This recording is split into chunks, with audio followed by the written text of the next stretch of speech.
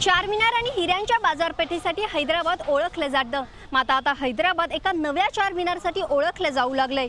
Olympic silver medalist P V. Sindhu या हिऱ्याला पैलू पाडणाऱ्या पी गोपीचंद अकॅडमीसाठी आता हैदराबाद ओळखलं जाऊ लागलंय. पी गोपीचंद अकॅडमीमध्ये ऑलिम्पिक मेडलिस्ट कसे घडवले जातात हे आज आपण अकॅडमीला भेट देऊन जाणून घेणार आहोत. बॅडमिंटनची खाण असलेल्या पी गोपीचंद अकॅडमीच्या दिशेने चला तर मग वाटचाल करूयात.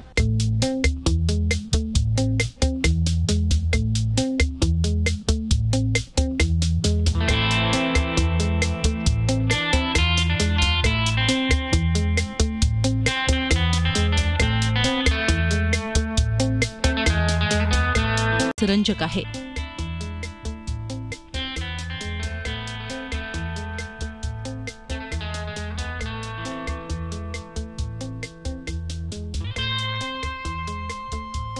दोन 2001 मध्ये P Gopichand all England open badminton championships जिंकून आले होते.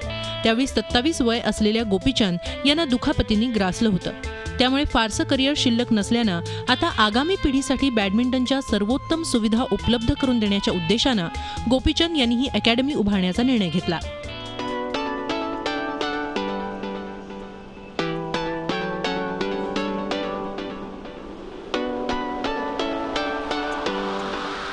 दोन 2003 मध्ये आंध्र प्रदेश सरकारनं त्यांना ऑल इंग्लंड ओपन चॅम्पियनशिप जिंकल्याबद्दल 5 एकर जागाही बक्षीस म्हणून दिली होती. या जमिनीवर गोपीचंद यांनी अकॅडमी उभारण्याचा निर्णय घेतला. मग पैशांची जुळवाजुळव करून आणि आपलं घर गहाण ठेवून त्यांनी ही अकॅडमी उभारली.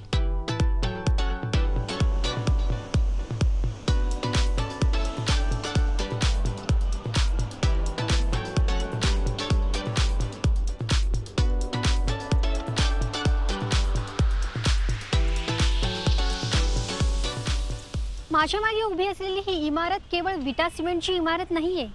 या इमारतीमध्ये हिऱ्यांना पैलू पाडले जातात. म्हणूनच ही इमारत जणू काही हिऱ्यांची खाण आहे. पी गोपीचंद या अकॅडमीमध्ये ऑलिम्पिक मेडलिस्ट खेळाडू घडवतात. पी गोपीचंद यांनी ही अकॅडमी उभारण्यासाठी मोठा संघर्ष केलाय. त्यांनी ही अकॅडमी उभारण्यासाठी आपलं घर गहाणही ठेवलं होतं. गोपीचंद यांचं एकच ध्येय होतं, ते म्हणजे खेळाडूंना सर्वोत्तम आणि अत्याधुनिक सुविधा पुरवणं आणि चॅम्पियन घडवणं. पी गोपीचंद अकॅडमी ही आंतरराष्ट्रीय दर्जाची आहे. प्रकाश पदुकोण यांच्या अकॅडमीच्या मॉडेलवरून ही अकॅडमी उभारण्यात आली आहे.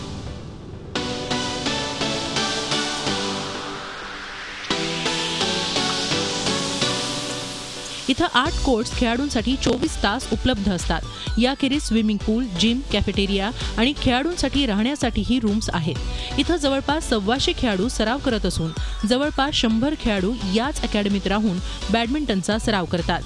10 कोचेस या अकॅडमीत खेळाडूंना प्रशिक्षण देतात, तर 4 फिटनेस कोचेस, 4 फिजिशियन आणि 1 डायटिशियन इथं खेळाडूंसाठी उपलब्ध आहेत. मैं इधर 8 साल से रह रहा हूँ और इधर का ट्रेनिंग शेड्यूल देखेगा तो एवरी डे हम लोग 5 से 6 घंटे प्रैक्टिस करते हैं और शेड्यूल टोटली डिफरेंट है. और भी सेंटर्स है इंडिया में, मगर मुझे लगता है कि इधर का जो भी ट्रेनिंग शेड्यूल है बहुत सिस्टमैटिक है और इसी वजह से बहुत सारे चैम्पियंस इधर से आते हैं. अच्छा ट्रेनिंग होगा और एडवांटेज ये है कि सब टॉप प्लेयर्स मेंस में देखा तो उसमें सब most of the top players तो इधर से ही है. 6-7 लोग तो आपस में प्रैक्टिस करते हुए ऑब्वियसली गेम बढ़ेगा और कंपटीशन भी बढ़ेगा, तो उस हिसाब से सब. इथं खेळाडू सकाळ संध्याकाळ मिळून जवळपास 6 ते 7 तास सराव करतात. सकाळी 4:30 वाजताच कोर्टवर खेळाडू यायला सुरुवात होते. दुपारचे काही तास सोडले तर रात्री 10 वाजेपर्यंत या कोर्ट्सवर कुणी ना कुणी सराव करतच असतो. ज्युनियर सिनियर याखेरीज अगदी लहान खेळाडूंसाठीही इथं सरावासाठी वेळापत्रक असतं. त्यानुसार खेळाडू इथं सराव करतात. सिंगल्स, डबल्स, मिक्स डबल्स अशा प्रत्येक प्रकाराचा इथं सराव केला जातो. सगळ्या प्लेयर्स लोकांचं डिफरंट शेड्यूल असतं. आम्ही डबल्स प्लेयर्स लोकांचं डिफरंट शेड्यूल आहे, सिंगल्स प्लेयर्स लोकांचं डिफरंट शेड्यूल आहे. सो बट जेव्हा मी बघतो इकडे तर अकॅडमी 4:30 ते 5 वाजता स्टार्ट होते आणि ती रात्री 10 वाजेपर्यंत चालू असते. सो त्या टायमिंगमध्ये ती लोक ॲडजस्ट करतात. कधी डबल्स प्लेयर खेळतात, कधी सिंगल्स प्लेयर्स खेळतात. सो बट 4:30ला तर स्टार्ट होते.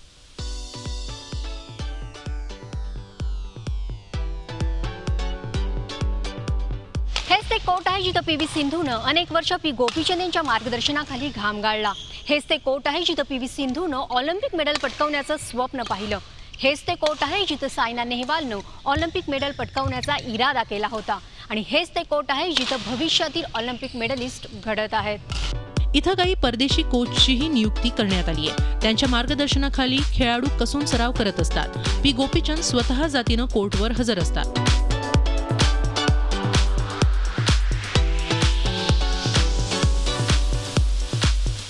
As a coach, he is very dedicated, very sincere. He in fact works hard more than us. He comes early in morning with us, before us, and he stays with every batch, junior, senior, everyone. He is very dedicated. Court पे तो बहुत serious रहना है, joke वगैरह नहीं करना. तो court पे कितना प्रैक्टिस कर रहे हैं वो सब अच्छे से प्रैक्टिस करना है. पी गोपीचंद यांच्या कोचिंगची किंवा त्यांच्या अकॅडमीची खासियत अशी की त्यांच्याकडे चॅम्पियन बनण्यासाठी चुरस असते. सायना नेहवालनं जेव्हा मेडल पटकावलं तेव्हा पी व्ही सिंधू ही चॅम्पियन घडत होती, मात्र ते जगाला माहीत नव्हतं. आता सिंधू चॅम्पियन बनल्यावर अजून एक भावी चॅम्पियन त्यांच्या अकॅडमीत घडतीये. जब आपको बोला जाता है कि आप फ्यूचर सिंधु है तो किस तरह का मतलब चैलेंज लगता है और किस तरह का फील होता है? Yeah, definitely it's a challenge for me and kind of somewhat of pressure also because I'm representing the whole nation. Wherever I play, I think the entire nation will be watching me.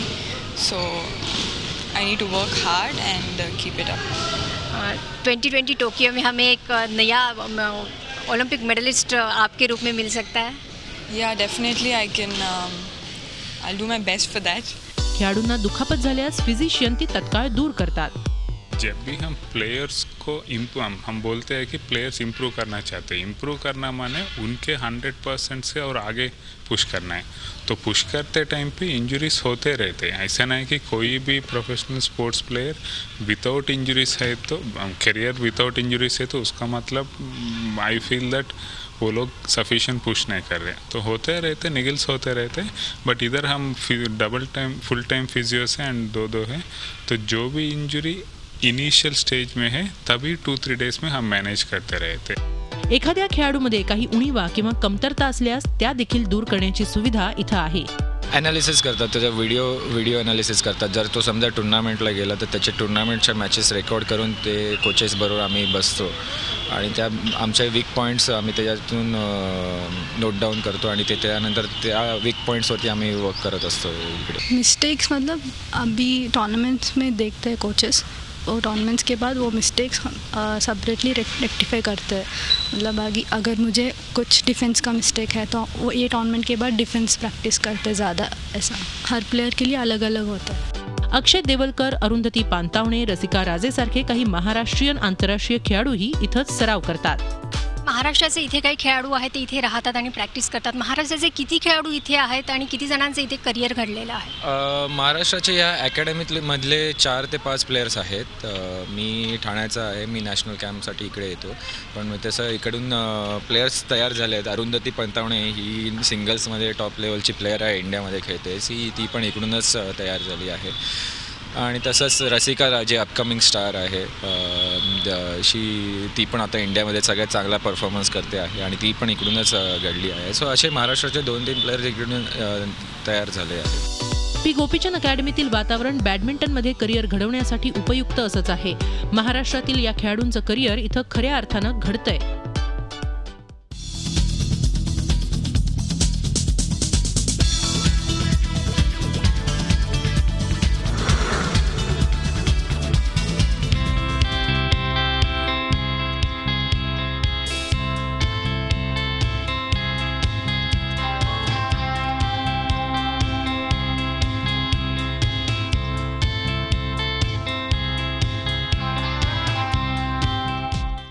खेळाडूंसाठी इथं अत्याधुनिक अशी खास जिमही आहे, जिथं खेळाडू strength वाढवण्यासाठी घाम गाळतात.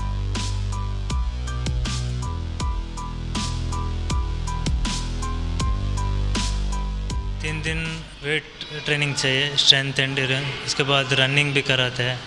हफ्ते में आफ्टर वेट्स रनिंग कराते हैं हम लोग. 2 बार रनिंग और 1 बार एजिलिटी, कोर्ट एजिलिटी रहता है, फुटवर्क रहता है, सब होता है. चॅम्पियन्स घडवायचे म्हणजे आहारही पोषक हवाच. अर्थात यावरही गोपीचंद यांची खास नजर असतेच. गोपी सर आम्हाला सांगतात की स्वीट्स अवॉइड करा, कारण की स्वीट्सनी तुमचा स्टॅमिना पण कमी होतो आणि जी इंजुरी झाली आहे त्याच्यातनं तुम्ही रिकवर पण होत नाही. तर बस त्यांचं हेच म्हणणं आहे की स्वीट्स खाऊ नका आणि बाकी सगळं नॉनव्हेज, चिकन, मटन आणि पोळी भाजी, बाकी सगळं नॉनव्हेज. मतलब ब्रेकफास्ट में मिल्क, एग और ब्रेकफास्ट में क्या होता है वो, और फ्रूट्स, और लंच में रोटी, राइस, चिकन या कुछ, तो डिनर में भी सेम. चॅम्पियन एका दिवसात घडत नाही, त्यामागे असते वर्षानुवर्षांची मेहनत. विजयाच्या जल्लोषात हेही लक्षात ठेवणं गरजेचं असतं.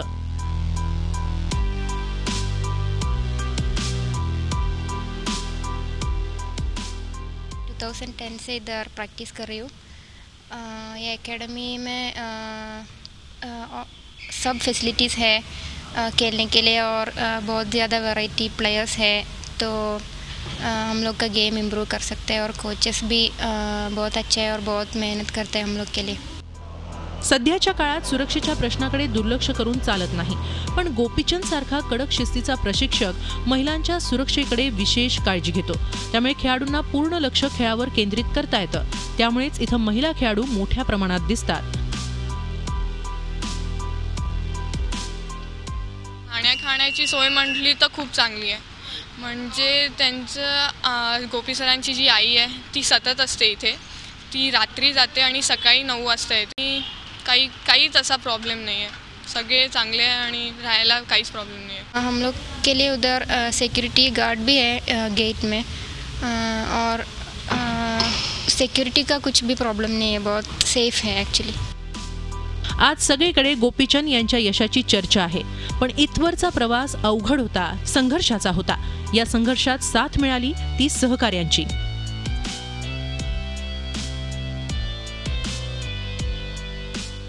स्ट्रगल भी एक छोटा सा वर्ड है जो गोपी सर ने किया है ये एकेडमी बनाने के लिए.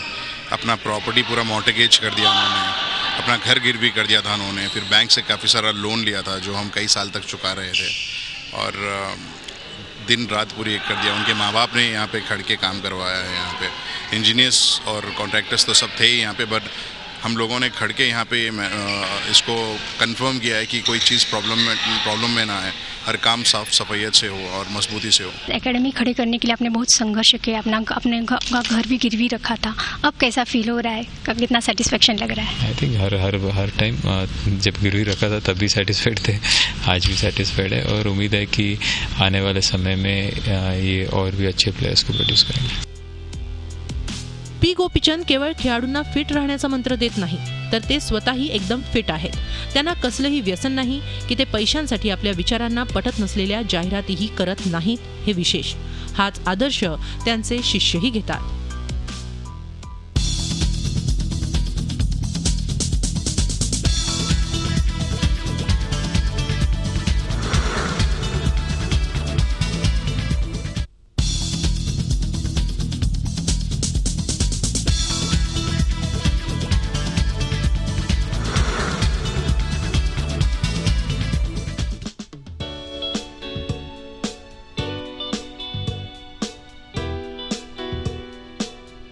आपल्याकडे असे प्रशिक्षक का नाहीत, अशा प्रकारच्या प्रशिक्षण संस्था का नाहीत, असा प्रश्न इथं बाहेरून येणाऱ्यांना पडतो. त्याची उत्तरंही इथंच मिळतात. महाराष्ट्र एवढा मोठा आहे, आपण इकॉनॉमिकली आपला महाराष्ट्र स्टेट आहे खूप चांगला आहे त्या मानाने इतर स्टेटप्रमाणे, तरीही महाराष्ट्राच्या खेळाडूंना हैदराबादमध्ये प्रॅक्टिस करायला का यावं लागतं, म्हणजे काय लॅक आहे महाराष्ट्रात? तसं बघायला गेलं की महाराष्ट्रात आहे बॅडमिंटनचा स्कोप्स आहे आणि अकॅडमीज पण आहेत, चांगल्या अकॅडमीज पण आहेत, तिकडून प्लेयर्स तयार होतात. बट थिंग इज इकडे कसं आहे की 24/7 ही अकॅडमी आहे आणि इकडे राहण्यासाठी चांगली सवय आहे, प्लस ग्राउंड आहे, स्विमिंग पूल आहे. जे प्लेयर्स लोकांना जे पाहिजे त्या फॅसिलिटीज इकडे अवेलेबल आहेत, त्यामुळे प्लेयर्स लोकांना कसला दुसरा विचार करायला नाही लागत. जर तुम्ही बघितलं ठाण्यात एक दादोजी कोंडदेव स्टेडियम आहे, तिकडे आमचं Syed Modi badminton academy scheme चालतं. तिकडे फक्त एकच मुंबईत तुम्ही और बघायला गेलं की महाराष्ट्रात एकच जी अकॅडमी आहे जी 24/7 365 डेज ओनली बॅडमिंटनचंच वर्क करतं. पण अशा अजून अकॅडमीज नाही आहेत महाराष्ट्रात. तिकडे तुम्हाला कोर्ट बुकिंग करून तुम्हाला खेळायला लागतो. सो हा प्रॉब्लेम्स खूप साऱ्या प्लेयर्स लोकांना सामोरं जावं लागतं आणि त्यांना खूप हे प्रॉब्लेम्स होतात की कंटिन्यूस जेव्हा तुम्हाला प्रॅक्टिस करायची असेल तर तेव्हा येऊन कोर्ट बुकिंग करायचं आणि कोर्ट अवेलेबल नसेल तर तुम्हाला प्रॅक्टिस मिळत नाही.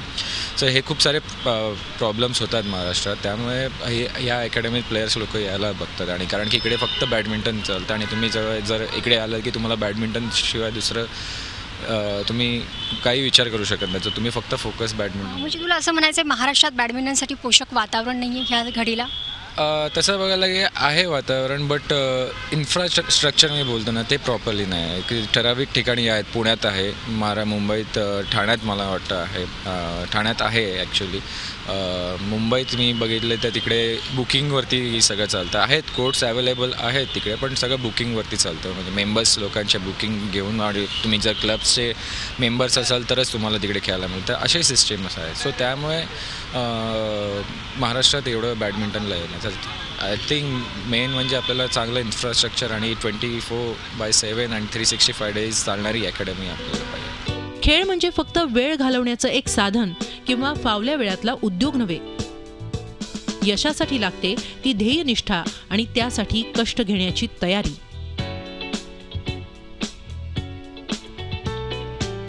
गोपीचंद यांची ही अकॅडमी पाहिल्यावर महाराष्ट्रात अशा अकॅडमी का नाही आणि असतीलच तर तिथे चॅम्पियन्स का घडत नाही हा प्रश्न पडतो. अशा अकॅडमी उभारण्यासाठी जसा पैसा आणि राजकीय इच्छाशक्ती लागते त्याचबरोबर पी गोपीचंद सारखा द्रोणाचार्यही लागतो. केवळ अवाढव्य इमारत उभारून ना सिंधू घडते ना सायना घडते.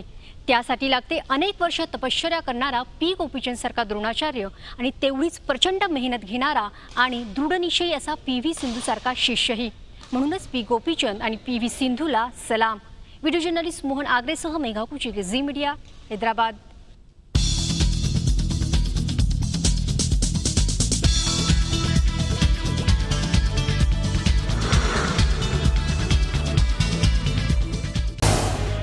झी 24 तास रहा एक पाऊल पुढे.